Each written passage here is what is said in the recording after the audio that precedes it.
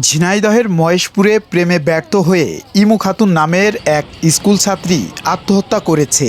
বুধবার রাতে ঝিনাইদহ সদর উপজেলার বিষয়খালী গ্রামে এ ঘটনা ঘটে। পরিবার ও স্থানীয়রা জানায়, পাশের বেলেমাঠ গ্রামের বাসিন্দা জাকির হোসেনের ছেলে বিপ্লব হোসেনের সঙ্গে দীর্ঘদিন ধরে ইমুর প্রেমের সম্পর্ক ছিল।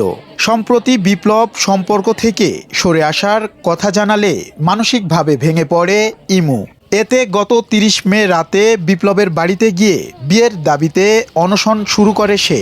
প্রায় ৪ ঘন্টা অনশনের পর স্থানীয়রা বিয়ের আশ্বাস দিয়ে তাকে সেখান থেকে ফিরিয়ে দেয়। পরে ইমু তার নানির বাড়ি ঝিনাইদহ সদর উপজেলার বিষয়খালী গ্রামে চলে যায়। পরদিন বিপ্লব জানায় সে ইমুকে বিয়ে করবে না। এতে মানসিকভাবে ক্ষতিগ্রস্ত হয়ে পড়ে ইমু। পরে গেল রাতে নানির বাড়িতে গলায় ওড়না পেঁচিয়ে আত্মহত্যা করে সে।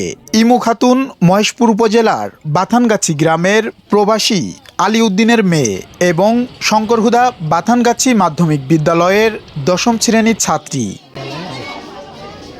এম আর রাসেল, কাগজ টিভি।